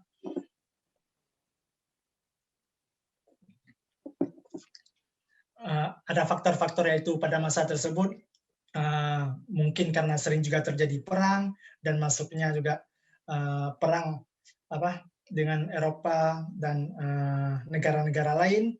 Nah, mereka memasukkan ketika orang-orang dari Eropa dan Inggris masuk ke wilayah kekhalifahan Utsmani, mereka mendirikan perbankan mereka. Nah, pada saat itu pemerintahan Turki Utsmani tidak mendirikan bank. Karena apa? Karena seperti kita ketahui, perbankan menerapkan sistem bunga ataupun interest riba. Nah, dalam bank tidak dibolehkan adanya riba. Maka pemerintah pada saat itu tidak mendirikan perbankan, dan hanya perbankan dari Eropa saja yang membuka cabang di wilayah kekuasaan Turki Utsmani. Pada saat itu ada beberapa bank seperti Galata Bank dan juga beberapa bank di Eropa, mereka membuka cabang di Turki dan melakukan aktivitasnya. Nah, di sini masyarakat Turki tidak melakukan apa-apa karena perbankan ini hanya boleh dilakukan aktivitasnya oleh orang-orang Eropa tadi. Di sana banyak Kristen dan orang Yahudi yang menjalankan aktivitas perbankan. Nah, disinilah mungkin mulai munculnya sedikit penurunan karena sudah masuknya gaya pemikiran dari Eropa ke wilayah Turki Utsmani, sehingga ada pergeseran nilai, baik itu dari segi pengelolaan tata kelola keuangan itu sendiri maupun dari segi pengaruh politiknya. Nah, ditambah pula kemudian di sini terjadinya perubahan konstitusi. Perubahan konstitusi pada masa Turki Utsmani, saya kira ini sebagai sebuah jawaban karena adanya pergolakan yang terjadi. Nah, manuver yang dilakukan oleh pemerintah pada saat itu dengan melakukan perubahan konstitusi. Karena seperti kita ketahui, Barat, itu dalam hal ini Eropa dan Inggris dan sebagainya, mereka datang ke Turki dengan membawa perubahan ide-ide mereka, seperti yang ide tadi, baik itu ide perbankan sebagai satu lembaga transaksi. Nah, di sini sudah membawa perubahan terhadap institusi keuangan pada masa Turki Utsmani. Nah, kalau kita lihat apa pengaruhnya terhadap harta wakaf, saya kira pengaruh yang sangat besar tidak sampai terjadi terhadap pengelolaan wakaf. Hanya saja pada saat itu beberapa harta ataupun hasil dari harta wakaf dipakai untuk baik itu mendanai pasar itu ataupun membeli amunisi pada saat itu. Nah, ini juga sedikit menggerogoti harta wakaf. Walaupun demikian, harta utama wakaf, yaitu sebagai harta abadi, tidak sampai habis. Nah, itu dipakai. Nah, kemudian pada tahun 1914, ini juga pemerintah Turki kemudian juga mendirikan sebuah bank. Nah, mungkin tadi karena pengaruh dari Eropa terlalu besar, karena ini perbankan yang datang dari Eropa sudah banyak dan kita tidak melakukan apa-apa. Nah, di sini juga dari harta wakaf kemudian dicoba untuk didirikan sebuahnya bank wakaf. Nah, ini kemudian menjadi cikal bakal, kalau misalkan teman-teman yang ada di Turki pasti tahu adanya wakaf bank. Nah, ini bank wakaf inilah pula yang menjadi cikal bakal berdirinya wakaf bank di Turki pada saat sekarang ini. Nah, kalau misalkan juga kita melihat dari segi institusinya, kemudian ini harta wakaf yang pada zaman Turki Utsmani setelah dilakukannya perubahan konstitusi pada tahun 1920 didirikannya sebuah Inspektorat Jenderal Wakaf. Nah, lembaga harta wakaf yang ada pada masa Turki Utsmani tadi semua dikumpulkan dan dikelola di bawah satu lembaga yang disebutkan Inspektorat Jenderal Wakaf. Nah, jadi lembaga inilah yang mengelola harta wakaf setelah runtuhnya Kesultanan Utsmani. Nah, mungkin pada saat sekarang ini kita bisa melihat bahwa harta wakaf pada masa Turki Utsmani sendiri masih tersimpan dengan baik dan bahkan masih memberikan dampak positif terhadap masyarakat di Turki pada saat sekarang ini. Nah, mungkin ini saja dari saya, dan kalau misalkan saya bisa mengambil sedikit penutup bahwa pada masa Turki Utsmani itu wakaf bukan hanya dilakukan sebagai sebuah amalan yang dianjurkan dalam agama, akan tetapi juga dijadikan sebuah instrumen oleh pemerintah sebagai sebuah alat untuk mensejahterakan rakyatnya. Nah, sampai ada sebuah dapatan hasil yang diterbitkan oleh sebuah artikel bahwa harta wakaf pada masa Turki Utsmani bukan hanya sebagai untuk menghidupi rakyat, akan tetapi juga menjadi sumber pendapatan negara pada saat itu. Nah, kemudian pengelolaan wakaf juga yang kemudian terjadi pemunduran, ini juga yang dapat terselamatkan sampai saat sekarang ini saya kira juga sebagai sebuah prestasi yang dilakukan oleh lembaga wakaf pada saat itu dengan menerapkan sistem amanah. Nah, karena amanahnya mereka dalam mengelola wakaf, sehingga wakaf dapat tersimpan dengan baik hingga saat sekarang ini. Nah, mungkin itu saja sedikit dari saya. Kalau misalkan nanti ada yang ingin kita diskusikan, boleh kawan-kawan ingin menanyakan. Dan kalau mungkin nanti ada hal-hal yang yang kawan-kawan bisa kira ada hal baru yang mungkin saya tidak ketahui, mungkin bisa di-sharing juga di forum webinar ini. Terima kasih, mungkin itu saja dari saya. Assalamualaikum warahmatullahi wabarakatuh. Waalaikumsalam warahmatullahi wabarakatuh. Terima kasih kepada Kak Iskandar Ibrahim sudah menyampaikan materinya. Dari sini kita udah tahu ya teman-teman, banyak sekali ilmu yang kita dapat, mulai dari awal tadi dari Kak Taufik bagaimana berdirinya Utsmani ini, dan sampai ke sesi Kak Iskandar tentang wakaf dan perubahan tadi. Dan langsung aja kita masuk ke sesi tanya jawab. Untuk mempersingkat waktu, ini ada beberapa pertanyaan yang sudah masuk, tapi karena waktu sudah hampir habis, kita hanya mengambil satu pertanyaan. Dan buat teman-teman semua yang bertanya dan pertanyaannya tidak terpilih, teman-teman nanti bisa langsung aja tanyakan di grup Telegramnya Balai Institut ya. Nanti link akan dikasih setelah berakhirnya acara webinar ini. Jadi ini ada satu pertanyaan dari Irham Napasa 13. Dia bertanya, oh ya, saya juga mau bertanya, apakah benar di Turki Utsmani ada tradisi saling membunuh putra mahkota dan yang berhasil bertahan akan naik tahta Kesultanan Utsmaniyah? Apakah benar itu? Terima kasih. Mungkin bisa dijawab ya, Kak. Oke ya. Kepada pemateri. Nanti setelah saya menjawab, nanti mentor-mentor lain, ada Kak Iskandar, ada Kak Akbar, boleh menambahkan juga ya. Jadi jawabannya betul ada. Seperti yang waktu saya menjelaskan materi tadi, kan ada materi tentang Fetret Deuri ya. Waktu Yildirim Beyazid jadi tawanan, itu terjadi perang memang. Perang internal antara pangeran. Antara Mehmet Çelebi dengan saudara-saudaranya. Ada Isa Çelebi, ada Süleyman Çelebi ya. Dan ada Musa Çelebi. Mereka memang bertarung untuk merebut tahta kekuasaan. Jadi kan kalau kita lihat tarik ukur ke belakang, terutama di Kesultanan Selçuk ya, itu perang antar saudara itu lebih banyak lagi terjadi.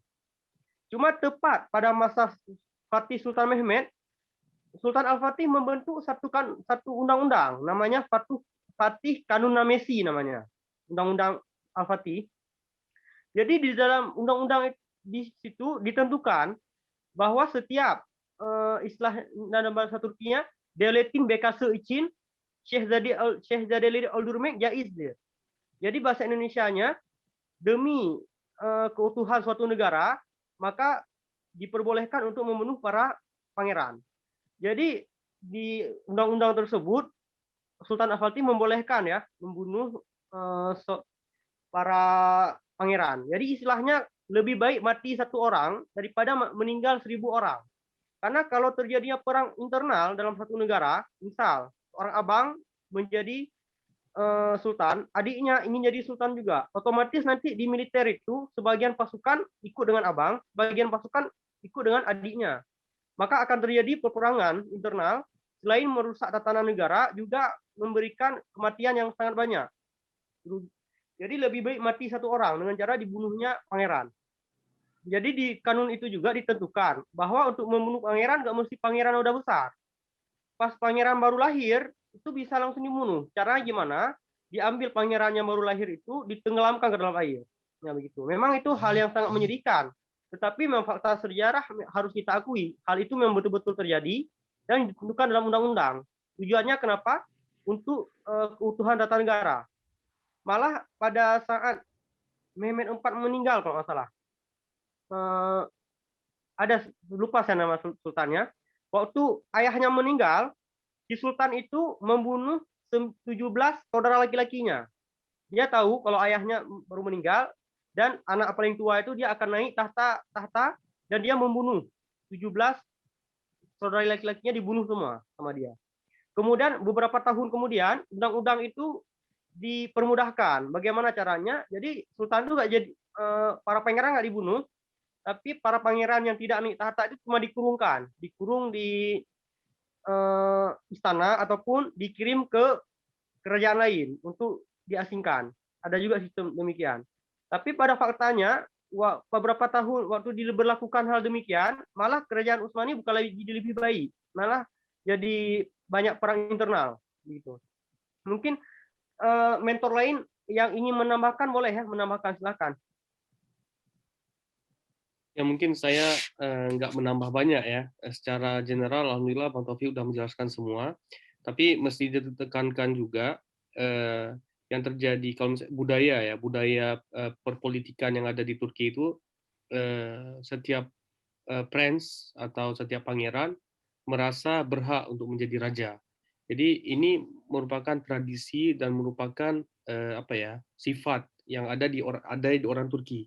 Jadi Fatih Sultan Mehmet sendiri itu menawarkan solusi, karena sebelum beliau kan sebelum beliau kan sempat ada Fetret, dan ini bukan cuma terjadi di Osmani ya, pada kerajaan Turki lainnya juga sering terjadi.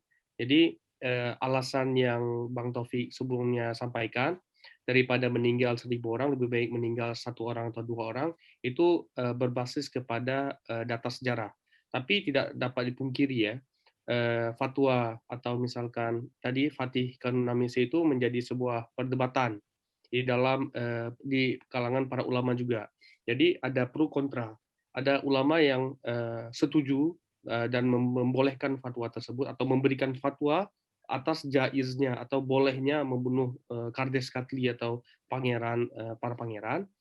Ada yang memberikan fatwa boleh dan juga ada yang memberikan fatwa tidak boleh. Jadi nggak semua para ulama memberikan fatwa kebolehan terhadap kanun tersebut. Contoh misalkan Aksyamsuddin atau Aksyamsuddin itu salah satu gurunya Fatih Sultan Mehmet dan beliau tidak setuju dengan fatwa tersebut. Jadi ada polemik gitu. Namun demikian, di samping polemik yang terjadi, kanun ini sempat diaplikasikan beberapa periode, namun kemudian diubah dengan seperti apa yang Bang Taufik sebutkan tadi. Mereka mempunyai konsep Ekber ve Ersyed. Jadi yang paling besar dan juga yang paling matang akalnya atau paling matang pemikirannya. Jadi dialah yang akan dipilih sebagai calon pemimpin kemudiannya. Memang ini menjadi suatu lembaran hitam, lembaran polemik dan lembaran yang mesti diperdebatkan ya.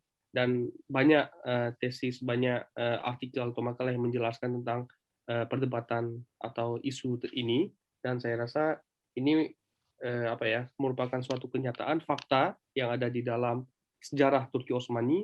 Namun tidak bisa kita judge, oh ini jelek, oh ini buruk, oh ini jadi nggak bisa dihitam putihkan karena banyak isu-isu yang berbentuk abu-abu di setiap permasalahan. Yang kurang lebih itulah yang saya tambahkan. Terima kasih. Baik. Mungkin ada tambahan dari Kak Iskandar Ibrahim?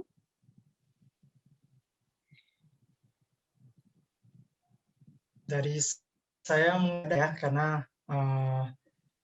saya juga kurang ngerti ya sebenarnya sejarah, dan saya lebih mendalami sejarah tentang wakaf itu sendiri aja itu. Kalau misalkan tentang kerajaan di Turki Utsmani itu mungkin kita kasih ke Bang Taufik aja lah sebagai ahlinya.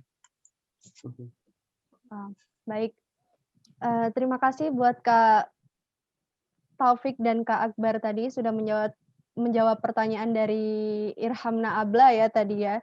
Dan karena waktu sudah hampir habis, saya akhiri acara ini. Dan terima kasih buat semuanya yang sudah hadir, dan kepada kakak-kakak pemateri juga terima kasih sudah menyempatkan waktunya untuk memberi materi di webinar malam ini, dan banyak sekali ilmu yang kita dapat dari awal tadi hingga akhir. Dan ya, saya mau menginfokan lagi buat teman-teman, bagi teman-teman yang ingin bergabung dengan komunitas Learn from Turkey, bisa langsung akses link yang ada di bio-nya Learn from Turkey, dan jangan lupa juga untuk follow Instagram Learn from Turkey dan Balai Institute untuk mengetahui info-info kegiatan selanjutnya.